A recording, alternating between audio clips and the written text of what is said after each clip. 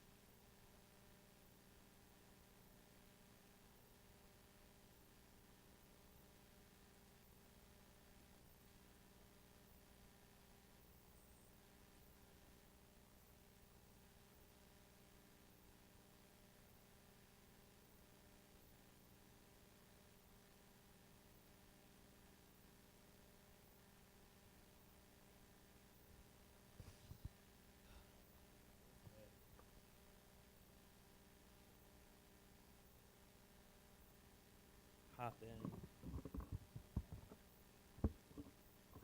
There we go. We're going to go ahead and hop in with tonight. You know, there's something that could be said about starting a church from scratch. On Sunday, we'll have 40 people. Last week, we had almost 20 people on Wednesday. Now we have 6 people in the room. Oh, my goodness. It is an emotional roller coaster, to say the least. That's all right. We're going to be all right.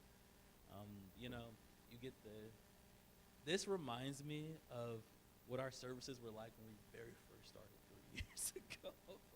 I'm here preaching my guts out to 2 or 3 people. It's all right. We're at home with this, and we're going to be all right. The good news is what we're talking about tonight can actually be a standalone lesson. It's important for the series that we've been going through, but even if you haven't been with the series, this is something that basically anybody could benefit just from hearing. So what I want to do is I want to help us to unpack and understand the biblical imagery of the dragon. If you didn't know, yes, there's dragons in the Bible. Dragons didn't show up in human history in Europe during the medieval times. The idea and the concept of a dragon has existed probably as long as the human imagination. And so, the Bible makes use of that imagery, and I think it'd be helpful for us to unpack it a little bit so that we could properly understand it when it's employed. The verse that's kind of setting me off to why I want to dive into this conversation is Revelation chapter 12, and I don't have a clicker for the verses, because I do have the verses in the computer, but we don't have a clicker. And so, praise God. Ravisha, do you want to do it? Do the verses for tonight?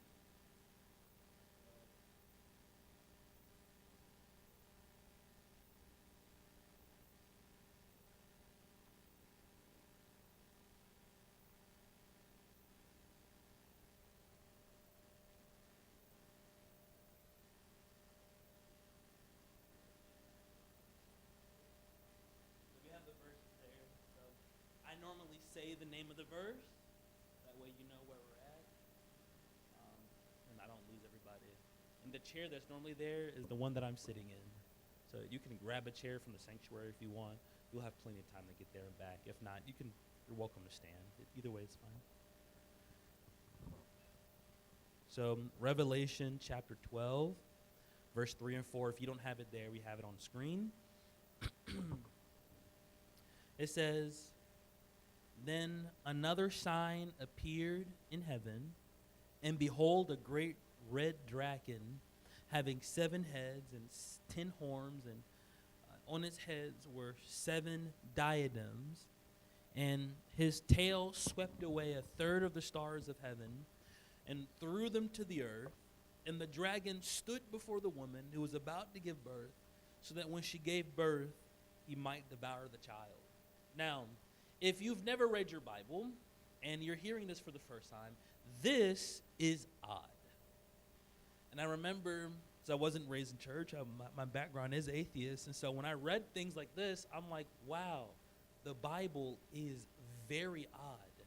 And if this is supposed to be the Word of God, it is communicating this message in the most difficult way possible.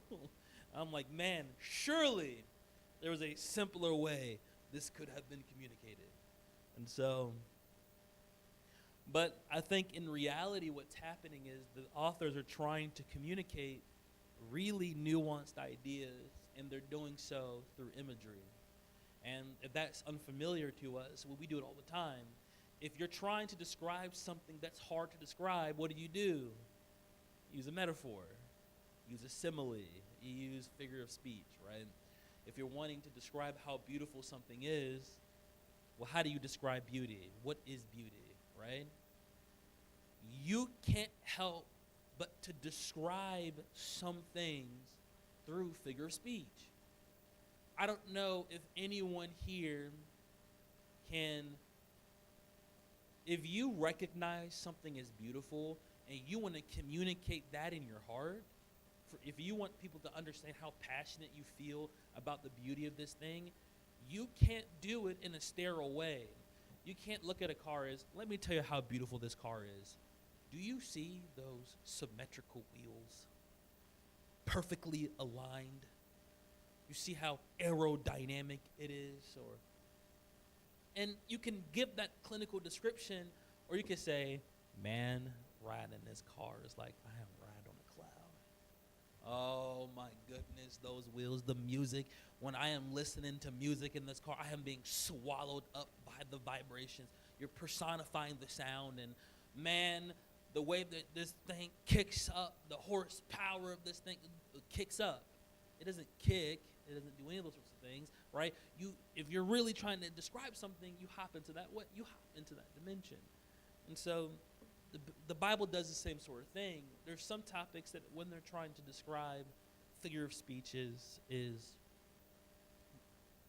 very useful tool. The problem, though, for us, is that the figure of speeches that they use are very different than the figures of speech that we use. And that's because they're in a different cultural river than we are. And cultural river is a metaphor that I'm borrowing from biblical scholar John Walton. But basically, if anybody were to get sick, all of us are going to think the same thing. There's a microbe or germ of some sort that's gotten into this person's body, and it's causing them to have these symptoms, and these symptoms is the body fighting off the disease. That's because we all exist today. If you would have said that in 1153 in Europe, people are like, what the heck are you talking about? That doesn't make any sense. They're in a different cultural river. So if you eat rotten meat of a certain animal and it makes you sick, the gods of your particular city must hate that animal because it made you sick, and they're cursing you with sickness. And to them, that would make perfect sense. And so, hey, don't eat that. The gods will curse you. And in their cultural context, that made perfect sense. The problem is we take our cultural river and we try to apply it to the Bible, and it just doesn't make sense.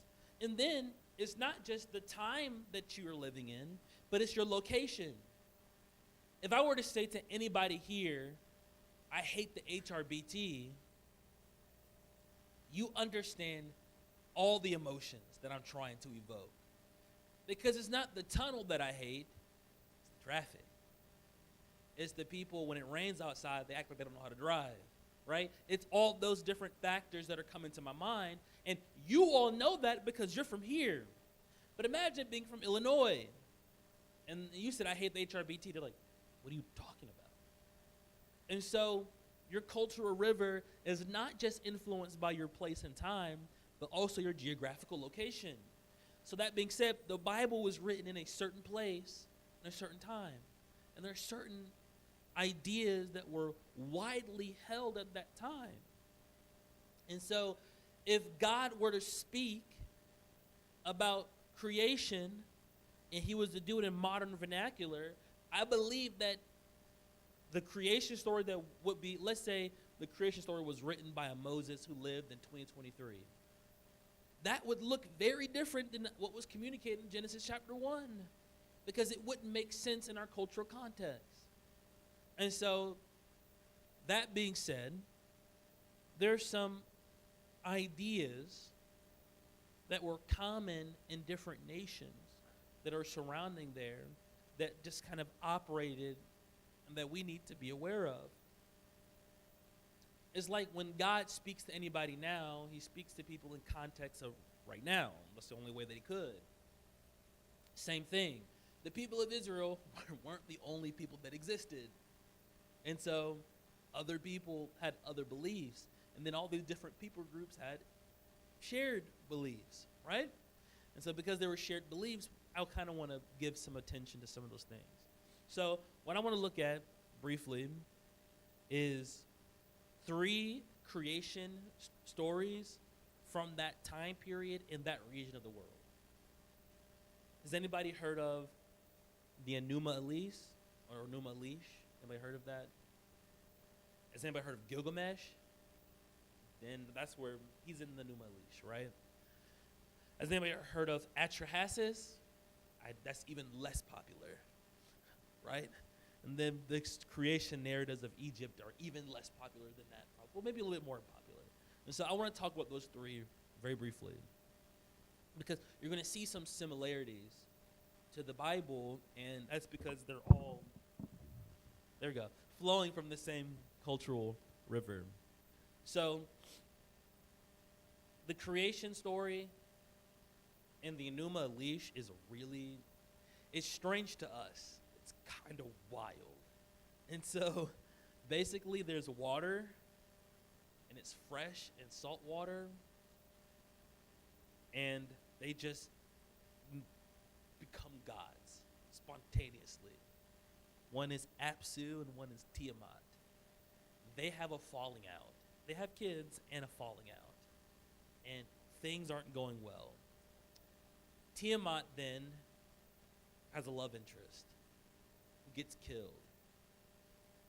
Tiamat responds to her love interest being killed by saying, I'm going to destroy everything. And so one of the other gods that was created, his name is Marduk. He decides, I'm going to fight Tiamat. Tiamat is a dragon. By dragon, she looks more like a snake. And so dragons, as we understand them, are like, they have like the wings and they breathe fire, different things like that. That's not what the biblical dragon looks like. Dragons in that region are often snake-like, and they're almost always associated with water. And so she's this sea dragon who she's about to come on land with an army and just wipe out everything. And so Marduk shoots lightning. He throws a javelin. It's like lightning. He's a storm god. Goes down her mouth, kills her, rips her in half. Part of her becomes the sky. Another part of her becomes the waters below. And then he uses the rest of her body to build the earth. And that's how we get the earth. Very different than our story, right? And so, but the thing is, a world started off with water. Water. And Tiamat, she was a dragon, a water dragon, and she represented chaos. Okay, so I'll give you those pieces. Okay, then there's the story of Atrahasis. This was not as related, but it's just what was happening in the time. This is actually one of the oldest stories. It comes from Sumer, which is like the first civilization. And there's higher level gods and lower level gods. When you think about Greek mythology, is similar. There's higher level gods and lower level gods. The higher level gods give work to the lower level gods. They get tired of working. So instead of going to war with each other, you know what we should do? Let's make humans do the work for us. And that's their creation story. That's the only details we find. So basically, we were an afterthought because the gods were lazy. There we go. And then the third story is okay. It's a bit graphic, but Lily won't remember, so I'm sorry, Lily. But it is a bit graphic. And so this is the Egyptian story. It's really strange. So there's like the primordial waters again, and emerging from that water is the god Atum. And so for him to make the rest of the gods, he masturbates, and then when he releases, they become gods. Egypt, bro. It was a land of fertility, right? The Nile is about fertility. And so, but you'll be surprised. That's the creation story for a lot of religions. And then there's a lot of sex cults in the Old Testament that rain is when the gods do that too. And so you have sex in a temple, and then that makes it rain. And it's good for your crops. That's really common in a lot of ancient thinking. So not unfamiliar. And so that was a strange series of events that happen. So a tomb does that, and all these different gods come to exist, and he uses their bodies to create excuse me, the physical world. And so this is just some of the stories. And if you look through that time period, dragons typically represented a series of things. They could be malevolent spirits, or they can be tricksters. That's right, Lily, thank you. They can be like semi-divine monsters, or they can be gods, or they can represent cosmic forces of chaos and destruction. So that's like the range of meaning in the ancient Near East. And so when you think about the Genesis story, if you'll notice, when you read Genesis chapter 1, it doesn't start with nothingness.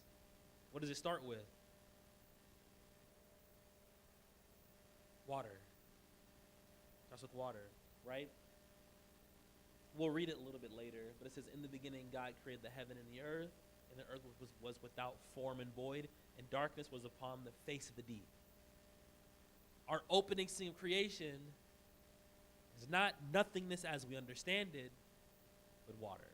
That's something that Israel had in common with all its neighbors. And there's some other commonalities that we'll talk about as we get through the rest of the story. But before we hop into that, we'll move on to our next segment. We have to put the pieces together. This is actually a quite complex topic. I'm trying to teach you a book's worth of information, or I've been listening to a podcast about this topic. And then I'm 10 weeks deep. So I'm trying to, and they're all an hour long. So I'm trying to distill to you 15 to 20 hours worth of information in an hour. So we're going to have to speed run it just a little bit. So, okay, that's ancient Near East. Now we got to understand some important vocab. So, okay, if you're taking notes, you're going to need help spelling some of these words, but some things that you have to understand. One, there's a word that shows up in Hebrew a lot. It's called tanin. You need to know that word. Tanin, T-A-N-I-N, tanin. It's translated as sea monster. It could be great fish or serpent. Any of those. So tanin. Another word that's used a lot is nachash. Nachash. N-A-C-H-A-S-H. The CH in Hebrew is the sound. So it's not nahash, it's nachash. There you go. That's serpent or snake. So you have tanin, we have nachash, and let me get this pronunciation right. Leviathan. Leviathan. I think the name that we know it more commonly as, Leviathan. If you played any or watched any anime that has like mythology in it, or played any old video games or like fantasy games, you'll hear the name Leviathan, right? Leviathan. Leviathan is how you say that in Hebrew. So you're going to need those. Another word that shows up a whole lot, it's going to be important. We translate it as stars, but it's kokav. So K-O-K-A-V, kokav, stars. And this one, I'm going to just leave it in English, is B'nai Elohim. They're just sons of God. I'll just leave that one because it's a bit longer. All right, so that's some of the vocab. We have a couple of more vocab words that we need. Because what I'm going to do is I'm going to throw all the pieces on the table, and I'm going to make it all. The way I'm going to teach this tonight is I'm going to give you, if I taught this as a series, I would lead up to the point that I'm about to make. I'm going to start with that point and then work backwards. I think that'd be the quickest way to get through it. 3 more words that you need to be aware of. I'm going to just give it to you in English because it's not as important. One is the deep. Well, this one you do need the Hebrew for. It's tahom. Tahom. Not cha. Tahom is the H sound. So Tehom, Tehom. You do need that one, Tehom. And then darkness and night. So Tehom means the deep. It can mean, you can translate it as the deep or primordial waters. Either or is fine, but the deep. It's typically used in like poetry or like in creation stories. Then we have darkness/night. We'll leave that in English. And then wilderness. Those last three, that category is domains of chaos. If the Bible wants to talk about chaos, it'll use those as the scenery, right? If you want to describe a city as being overtaken in chaos, you'll describe it as a wilderness. If you want to talk about people being chaotic, you'll describe them in language as water overtaking you. David used that in his poetry. Darkness and night, I think that was just evident. I think that's like all cultures everywhere. Like there is nothing more viscerally evil than darkness. That's why if you're going to have any scary, and Christian will know about this technique just because he does like videography. If you want to make something scary, use darker shading and darker tint. And, you'll watch a show. And like, how some shows are really high saturation and really bright? They'll turn the saturation really down and look kind of dark, like that dark vibe to it. In our minds, we just know darkness equals bad, right? Because before we had electricity, when it was dark outside, guess what? Dangerous stuff happened, right? Because if it was dark outside, that means that coyotes could get me or all these night predators could get me. So what did you do at night? You went to bed. You went in your house and you went to bed. There was nothing good at nighttime. Darkness was bad. We changed that when we started getting like lamps and electricity, and then we could be outside at night. And I love a saying that my mom used to say, "Don't nothing good happen after midnight." My mom said it all the time. You ain't doing. I was like, I remember being 13. Boy, what you doing on the phone? Ain't nothing good happening after midnight. What you doing on the phone? What you talking about? Mom, mind your business, man. I'm doing me. I'm doing me. I'm doing me, man. All right. It's just we just it's visceral. We know about darkness, and so okay. So like I said, normally what I'm about to say is the conclusion of the whole matter. I'm gonna say, hey, this is what I believe to be true. And I'm gonna spend the remainder of Bible study proving why I think it's true. It's a paragraph, man. I wanted to, because once again, this is something that I would assert over many, many weeks. I'm just trying to take a day so we can get back into our series. Because I don't want to as the church knows, I get distracted really bad, and I won't finish the series. So here we go. I'm going to just read it verbatim. So this is the basic assertion that I'm trying to make. Our world is full of things trying to kill us. It can be invading nations, famine, a jealous, vengeful neighbor, earthquakes, robbers, and floods. Even if it's not death, we're surrounded by setbacks and evil. In light of all this, there's a question that naturally arises. How could this be if Yahweh Elohim, so the God of the Bible, is the source and sustainer of the universe? If he made everything, and he's a good God, how can all these things be? The Hebrew Bible is a collection of works by various biblical writers making sense of their lived experience. Step outside of my notes here. They saw the same things that we see. The atrocities we see, they also see. And they wrestled with this idea. How can our world look like this if God is good and he made everything? How do we reconcile all of that? All right, I'm back to it.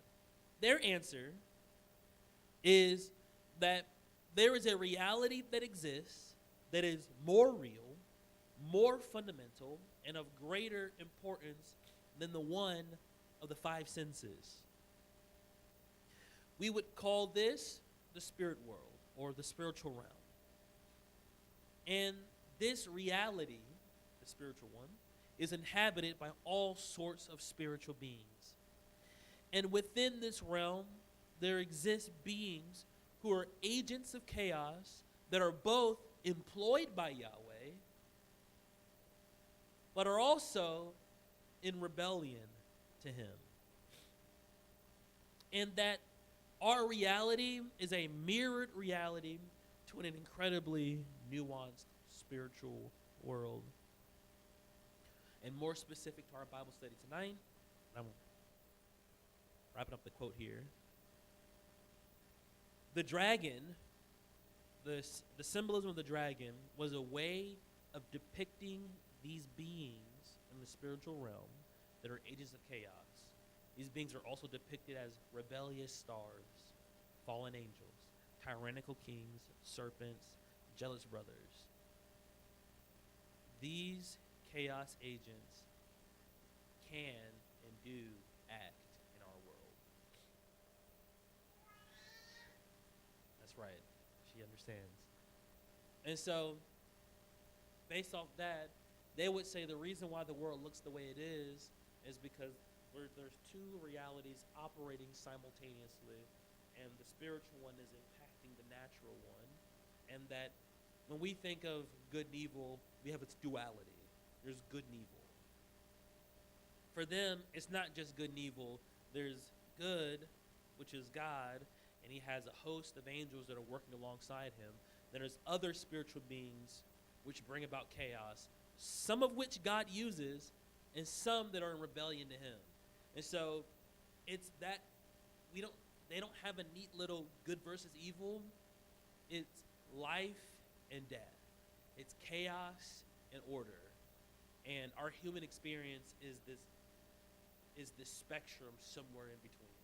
There are some moments of life that are very ordered and very good and full of life, and there's other moments that are completely chaotic and full of destruction. And one life can appear anywhere on the spectrum, and it's the byproduct of a nuanced spiritual world. A very different way of thinking about good and evil. And so, before I move on, does anybody have any thoughts or reflections about how they understand evil in the world versus how we understand it? Any reflections or any questions or any thoughts? Yes, to you too.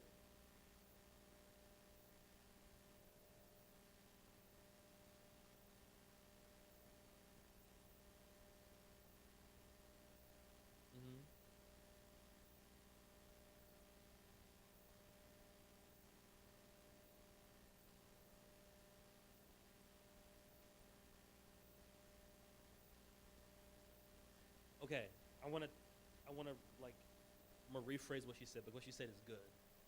In our understanding, there's the good and the bad, and they're enemies.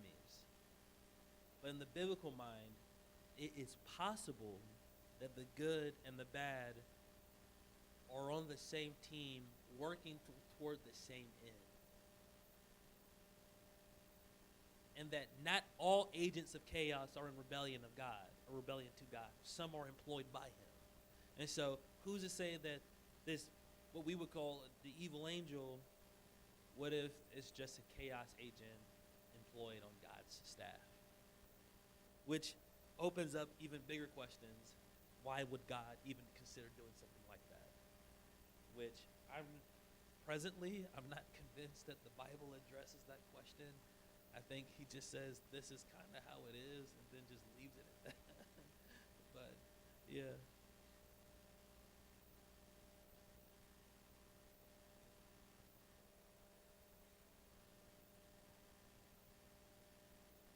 Mm-hmm.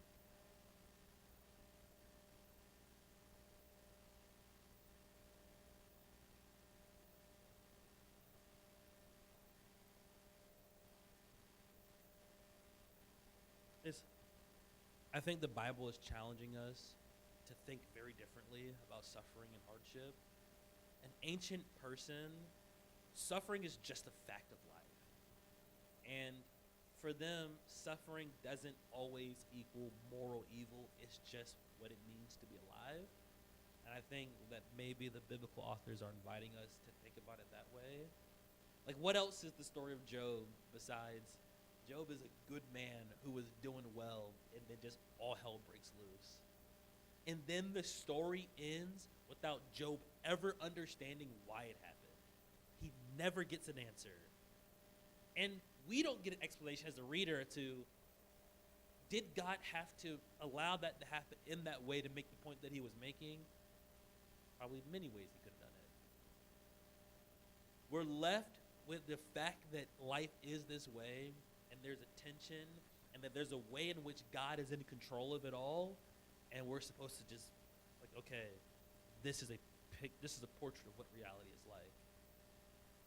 And so I think there's a way in which we're supposed to understand that even the chaos is in the hands of God in some sort of way.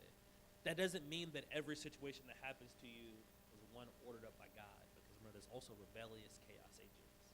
And then two, just because something unfortunate happens I don't know if that necessarily equates to us having to just be happy that I'm suffering necessarily. I don't think that's even the case either, because when the people of Israel despaired, they mourned. They weren't okay with it. Like one verse says that God sets up kings and he tears them down. So in the biblical understanding, anybody who's in a position of political power is because God saw fit that it would be that way. They understand that. That does not mean that when the people of Israel were in Egypt and they were being mistreated by Pharaoh, they say, well, God put Pharaoh in power, so I guess this is what God wants. They prayed, hey, get us out. So it's not a roll over and accept your suffering and die, but it's challenging. I think one thing is challenging this idea that if you do good, you get good.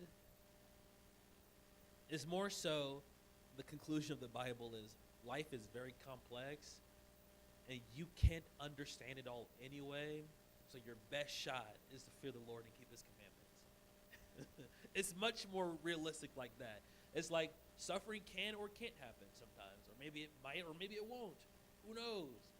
But you know what's good for both situations? Serving God. There you go. It's the Bible raises questions, doesn't always answers them, and says, let's sit in the awkwardness and just be okay with that. Let's be uncomfortable with possible implications, and they're just not resolve it, and be okay with that. So maybe we should need an answer to everything. I don't know. Or it could be that they want us to have a discussion like these and think about it and try to figure it out. So that's a genre is called meditation literature. It's written in such a way to make you think, is this what I'm supposed to get out of it? Communities get together and we talk about it and we'll get somewhere with it. So, okay. So that's the basic claim. I'm going to actually go through the Old Testament backwards. Normally I would start with Genesis, as I always do, but I made all these claims about what these dragons represent and all these different things. Like, how is he coming to those conclusions? Because the prophets came to those conclusions, and they wrote much later in the Bible. So we have Genesis, like stuff that was written by Moses way in the beginning. We have the prophets and the writings that are much later. They put all the pieces together, right? And so let's say when I read Genesis chapter 3, I see the serpent, I'm like, oh, that's a story about a dragon. You're like, yo, that's kind of a leap, isn't it? Like, how do you read the word serpent and get dragon? I'm like, well, that's what the later biblical authors did. And so we'll read a couple of those, right? So let's look at Isaiah 27 and verse 1. This is one verse. It says, in the day of the Lord, in that day, the Lord will punish Leviathan. So we have one word. And what does he call Leviathan? The piercing serpent, even Leviathan, that crooked serpent. He shall slay the dragon that is in the sea. And so Isaiah just did three things. He said the word Leviathan, serpent, which is Nahash, and dragon, which is Tanin. In his mind, when the Bible uses any of those words, they're getting at the same idea. And so when we get to Genesis chapter 3, he says, this is the dragon. this is the dragon that I'm seeing, this agent of chaos of some sort. And so when you're reading stories and you see these different words being used, the ideas and the meaning behind them all kind of come together. And then what's interesting again, interesting even yet, Jeremiah 51, verse 34. It says, Nebuchadnezzar, king of Babylon, devoured me and crushed me. He set me down like an empty vessel, and he swallowed me like a monster. He has filled his stomach with my delicacies, and he washed me away. They use monster here? Oh, like a dragon. There you go. And so, who else is like a dragon? Nebuchadnezzar. And so, now this is what's interesting.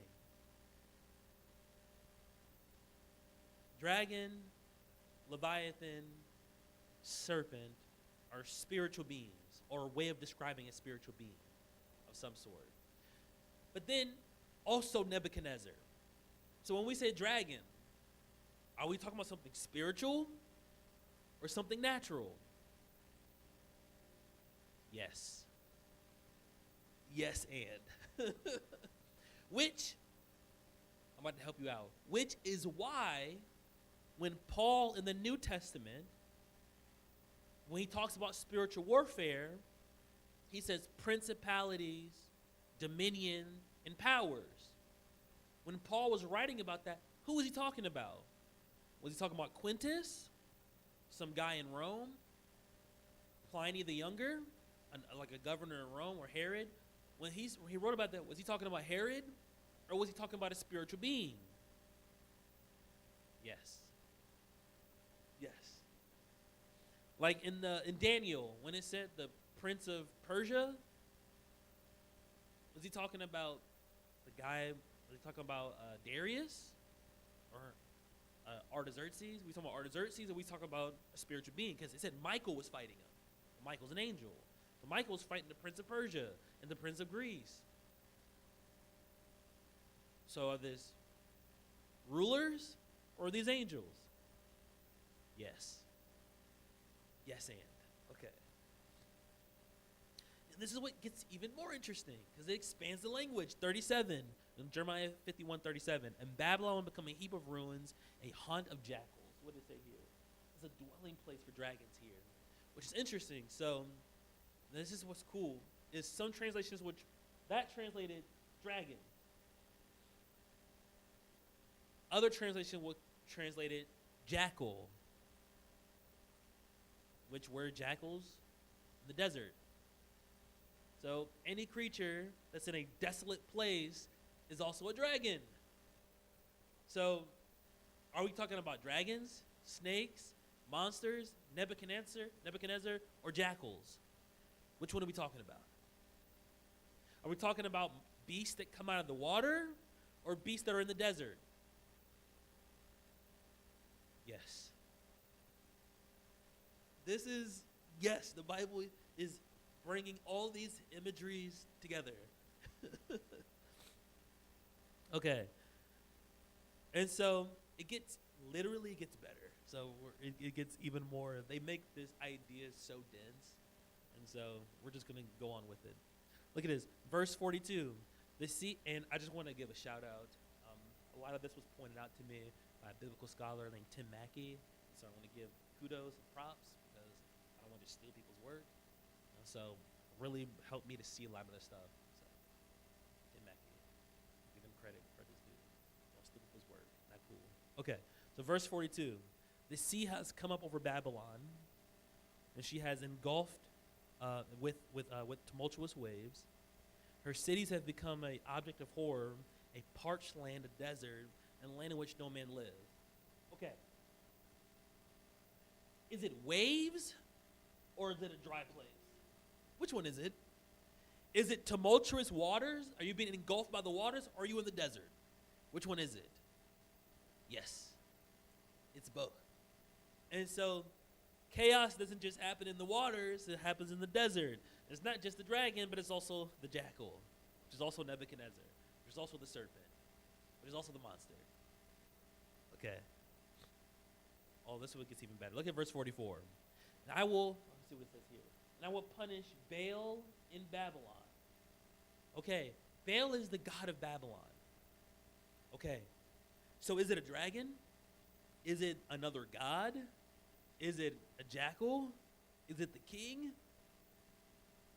What is the dragon? Yes. And so it's all of these images together. And so I have another verse to say it a little bit more plainly. But in the ancient idea, the other gods of other nations, in my understanding, is that those are fallen angels. And so this where it gets interesting. Is it a dragon or a fallen angel? Is it a serpent or a falling angel? We start putting all these pieces together. Who does that sound like? A serpent, a dragon, a fallen angel? Sounds like who we call Lucifer, right? The biblical authors didn't, remember that verse in Revelations? They call him the dragon, that snake, the old serpent, Satan. They weren't just throwing a bunch of names at him because they felt like throwing a bunch of names at him. It's because all these ideas were there in the Old Testament. They got it. They saw the picture. He could simultaneously be the serpent in the garden and also the dragon that stood behind Nebuchadnezzar that ate up cities, and also the one that tormented the nations, and the one that tempted Jesus. It's an amalgamation of images. Okay. And so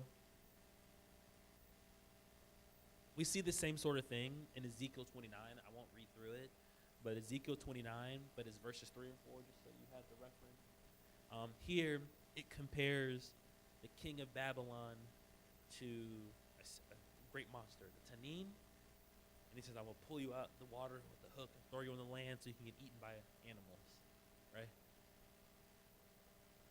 So now the kings are also the Tanin. So the king is Tanin and Leviathan.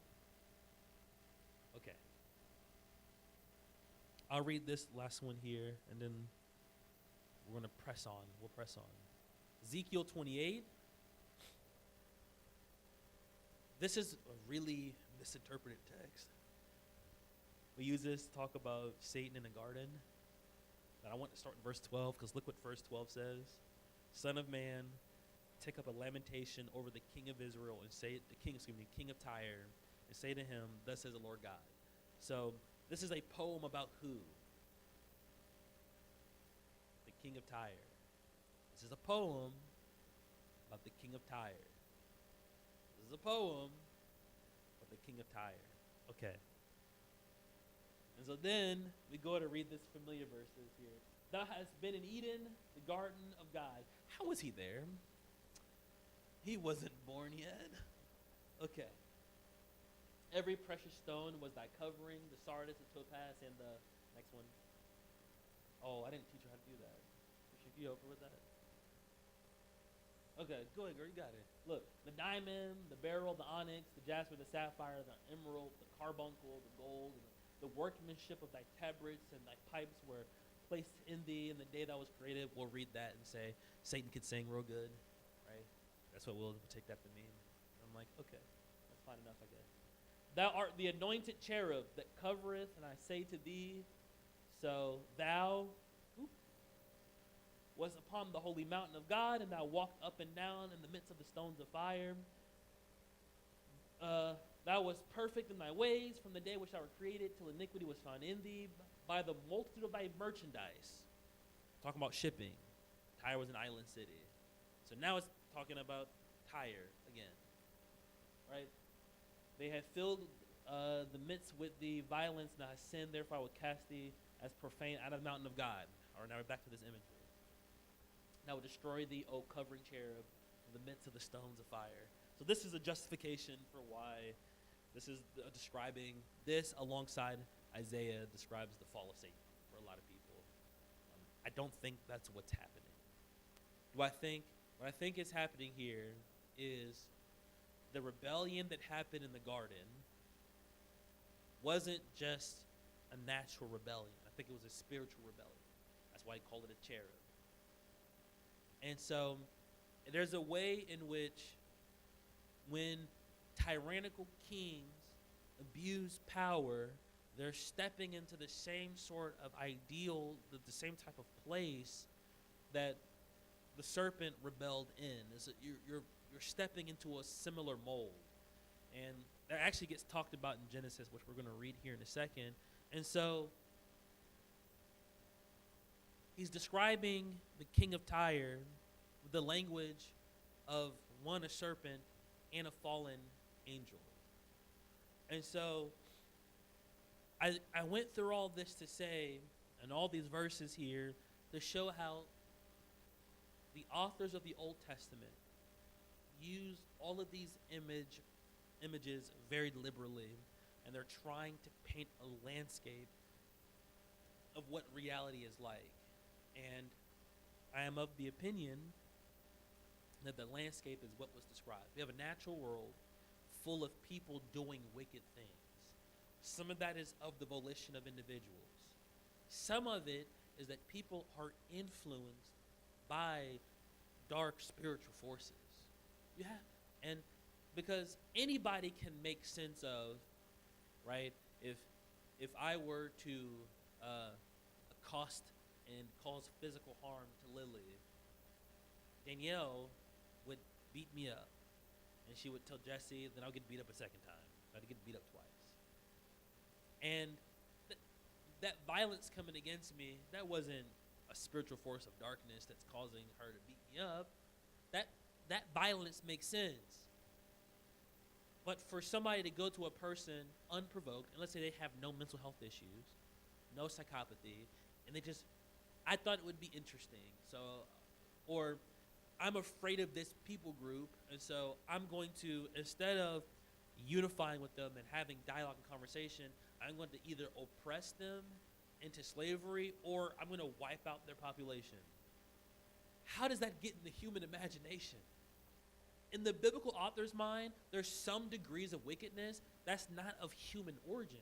There is a chaos agent that is talking over their shoulder that said, you should do this. And they're like, yeah. And we think of it as policy. We think of it as politics. But the biblical authors are like, man, they're being influenced by forces that they don't understand. And so what they're doing with all these languages is they're painting a understanding and a version of reality that makes sense. And so how are we today? No, that's about to get really offensive. Let me not say that. There are some very intense situations that are happening presently, and I feel more inclined to speak more boldly about these things, not on the internet, to say the least. I'll say it like this. What possesses terrorist groups to commit acts of violence? I mean egregious acts of violence, not a terrorist group attacking another army, but a terrorist group abducting children and raping women and burning families alive in homes. Like, what possesses a terrorist group to do something like that? The natural mind would say, this is an ideological difference. I think a biblical perspective is, I agree that it's ideological, but I believe that it's a spirit-driven ideology. All this language is supposed to help us make sense of the violence that's happening in our world. It's supposed to help us make sense of what's happening to us. It's supposed to help us understand, okay, why is it that this earthquake came and killed those people in Turkey? What happened? Was God asleep? What is going on? But the Bible declares that he has Leviathan on a hook. He has him on a hook. In the Psalms, it describes him as killing Leviathan. He's cutting off the head of Leviathan.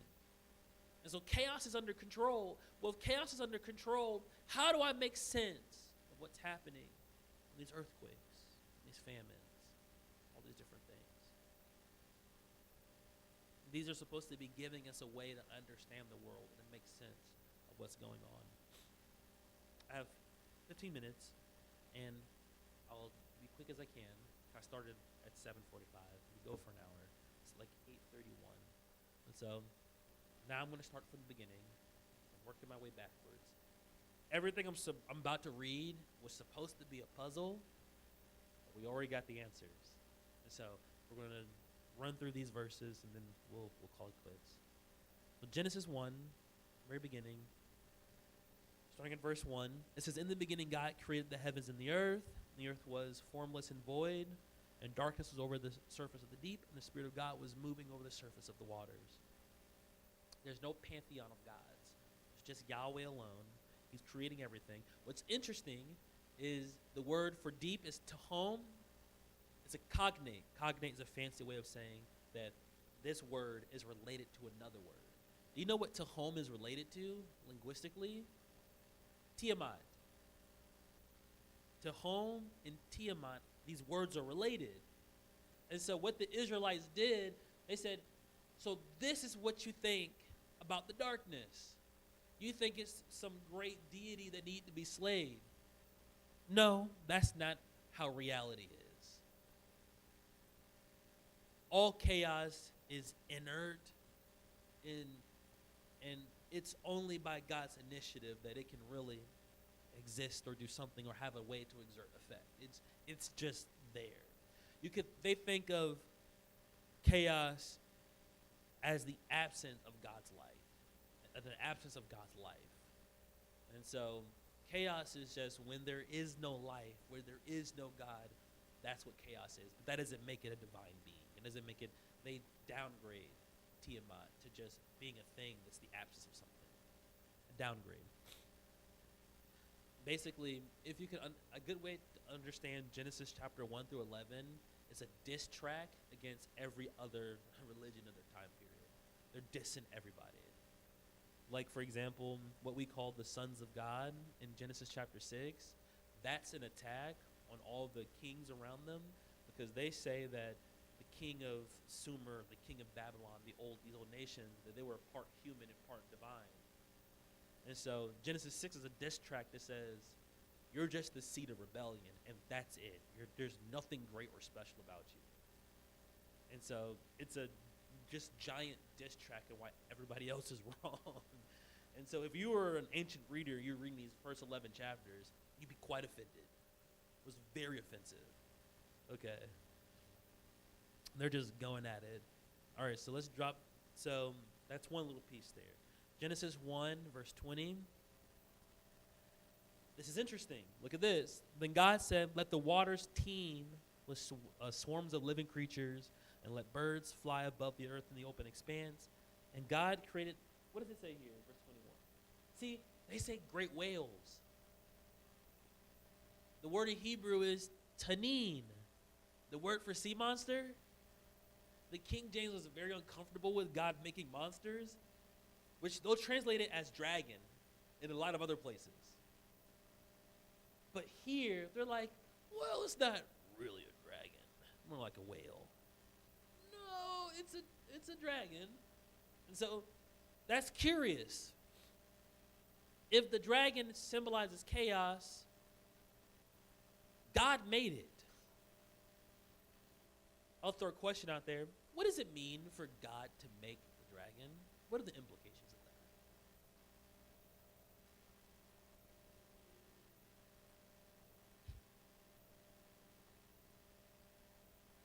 You said what?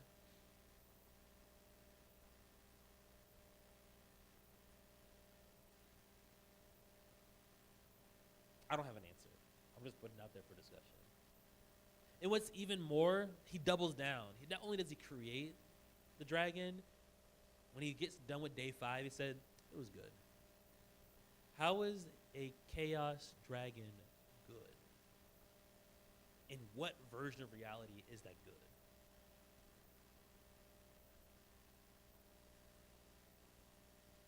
Very weird way to think about the world. I'm still in meditation about that. When I get an answer, I'll let you know. I'm trying to make sense of that myself.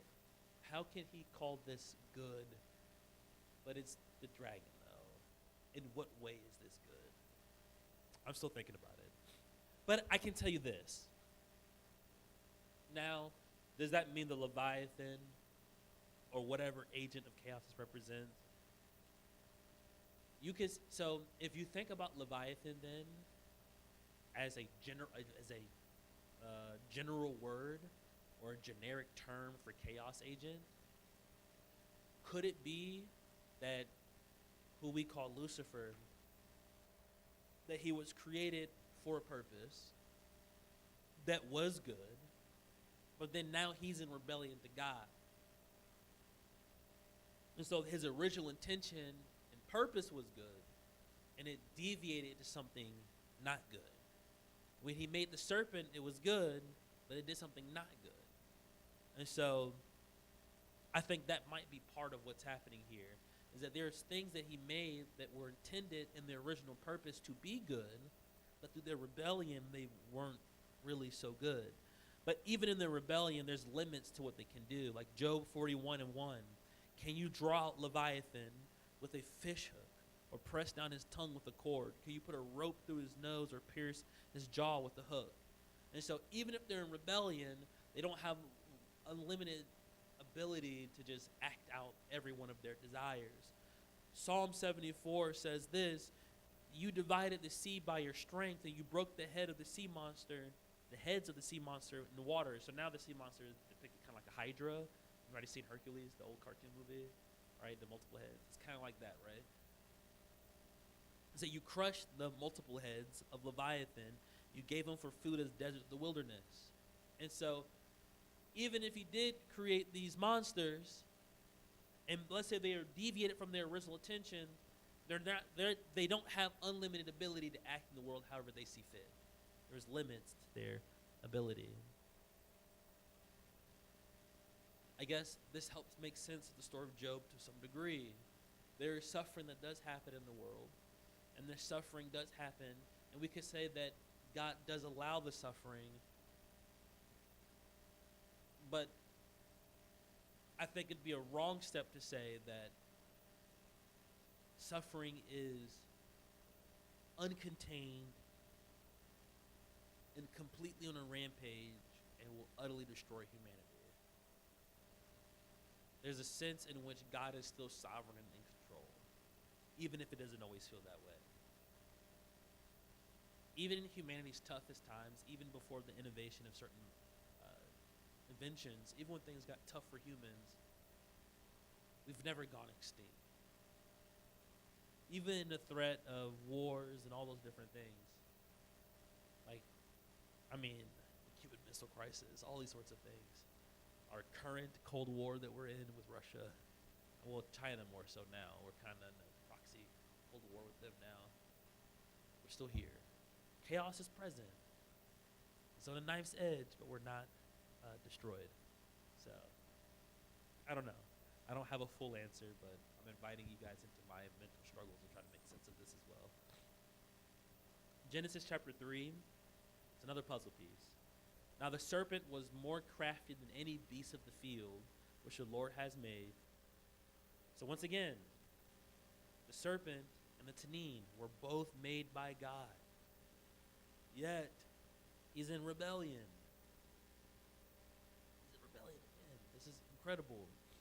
And what's interesting is the field is a land mass that's undeveloped land mass. So he's coming out of a desert, out of the wilderness. So the serpent is a beast of the wilderness. I want you to keep that, beast of the field. Get that in your mind. What's interesting, I want you to put that on the shelf. When I get to the next point, you're gonna see that there. But within the same chapter, if you go to Genesis 3, verse 15, it says this: I'll put enmity between you and the woman, your seed and her seed. And so now, whatever this serpent is, whatever this dragon is, whatever this monster is, it has kids. What does it mean to be a kid of the serpent? What does that mean? I think that's explored in the next chapter. Genesis chapter 4. This is the point that I'm going to end with. Because what the early chapters of Genesis throws out a bunch of puzzle pieces. And I'm not going through all of them. It throws out a bunch of puzzle pieces that you can't figure out until you read through the prophets, which is like toward the end of the book. And so, but it throws these puzzle pieces out really early. what's interesting is, look at this. Genesis 4 verse 6, the Lord said to Cain, this is the story of Cain and Abel, the brothers that fight and kill each other. He said, why are you angry? Why has your countenance fallen? If you do well, will not your countenance be lifted? But if you don't do well, sin is crouching at the door. What's interesting is this word crouching at the door is, we translate it like this, but it's, I forgot the English term for it. It's when you have a verb, but you turn it into an adjective. And so, the actual way to translate this is sin, the crouching one. So it would say the crouching one is at the door. So when you turn a verb into an adjective, there's a phrase for that. I'm not an English major, so whatever. But that is a thing in grammar. And so we have the crouching one. Sin is depicted as a monster. It's another beast, and its desires to rule over Cain. So the way that we become seeds of the serpent, the seed of the dragon, the seed of the monster, is when we allow sin to rule over us. When we allow sin to rule over us, that's how we become like Nebuchadnezzar, and we become a dragon. That's how we become like Pharaoh. We become Leviathan, right? It's when, what did they do? They allowed sin to rule over them. So we really wouldn't get that puzzle piece until you read much later.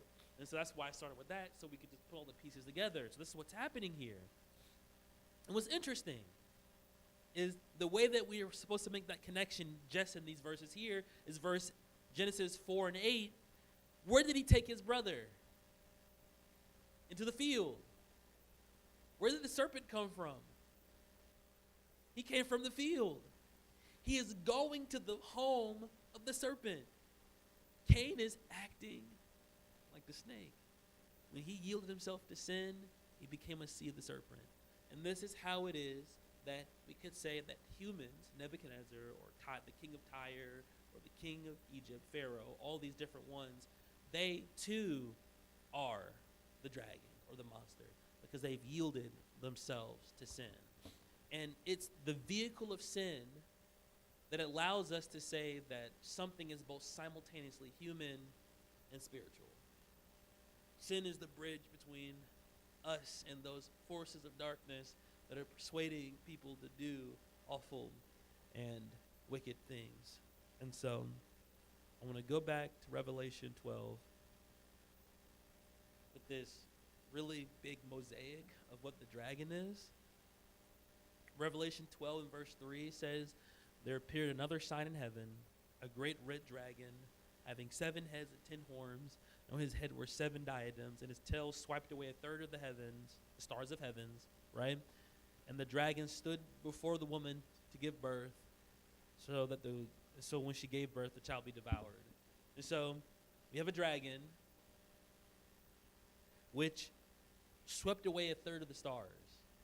And so I didn't read the verse because for the sake of time, but stars and fallen angels, they overlap.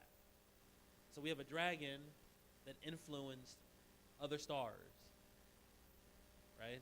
Other fallen angels. And we know dragons can mean all sorts of things. So we have a spiritual being that influences other spiritual beings who are thrown down to the earth. They're influencing things on earth. And so when I understand Revelation chapter 12, what I see here is that in the end times,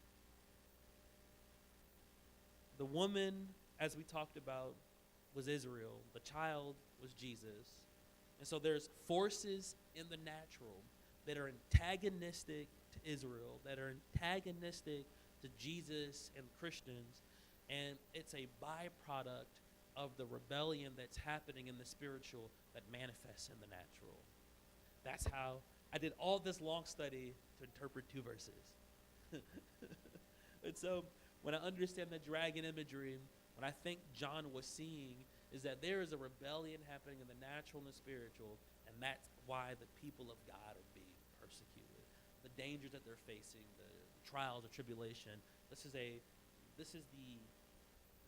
end of a long history of of rebellion that's manifested throughout the generations. And whether this dragon is this nation led by this leader or this nation led by this leader, this influence is being had, and the people of God are being persecuted as such. So that's how I would understand that. It took me an hour to get there.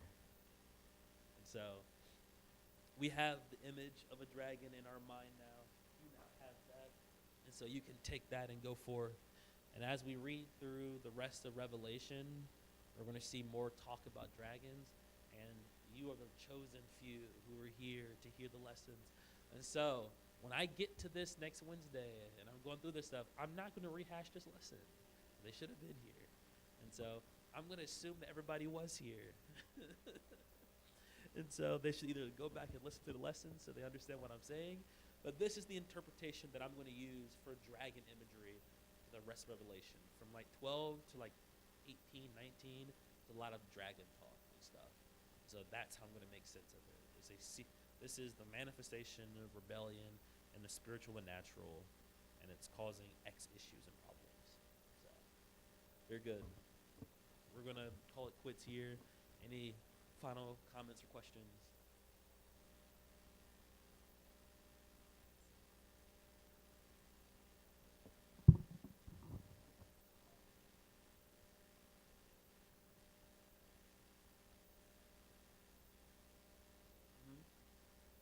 Exactly. I think, and with Revelation, I think a lot of people have a good impulse in that they see the dragon and they assume that this represents a person or a nation.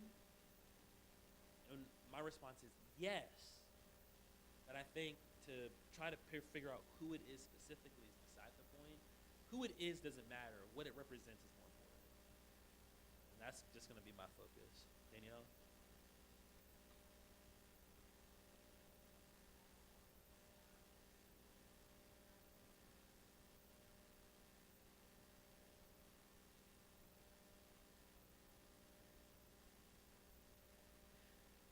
So there's this cool little thing called free will.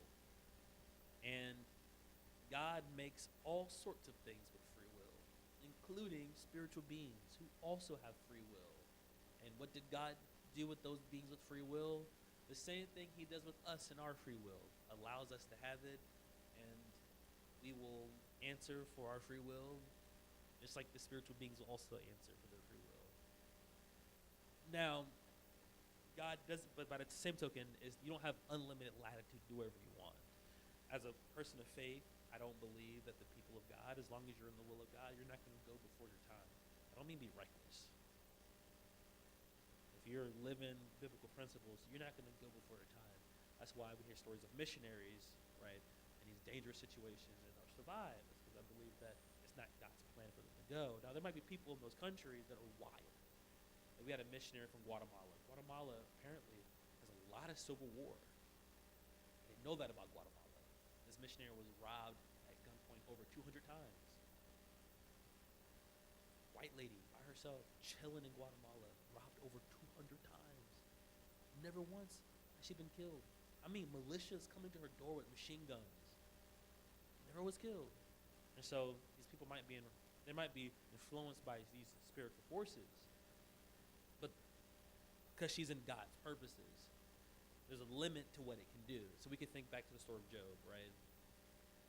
The accuser was able to exercise his will over Job to a degree, but he couldn't take his life. I would say the same thing is true of the dragon. Yes, a thing created by God, and it's bringing about chaos, but there's a limit to which it can exercise its power. That does not suggest that God doesn't allow people to die. He does. Martyrs. So even the extinguishing of life can only happen with the permission of God. And so Paul's conclusion is you don't have to fear that too, because Jesus has redeemed even death itself. And so we get to go to heaven. Yes. Any other questions or comments? Great. Well, thank you folks for joining me. Thank you, thank you. You know, there's normally like 15 to 17 people here on a Wednesday night. It's a little bit more lively. And so I just don't want this to be a representation of what it's like on Wednesdays. It's not. Just everybody and their mom are sick today. Praise God. And So that's what's happened. Sickness and car troubles, and so either which way, I want to invite you guys to join us this Sunday. We're gonna have a good service. Also, remember Saturday, it's the anime movie night. I've decided on the movie. Unless you have a better movie suggestion, I want to watch Suzume. I think it'll be good. So Google it, look it up. But if you have something else, I think its appeal is wide enough to everybody, whether you like anime or not. Anybody can watch it and have a good time. So, but if you have suggestions, we'll have the whiteboard. We'll write down different names and we'll vote on it. If a movie that wins that I don't like, I'm gonna veto it. I don't like to use my veto power often, but I will. I let it slide last time because we watched Howl's Moving Castle. I've seen it like 100 times. I'm tired of that movie. So, either way, those are the announcements. God bless you. You're dismissed.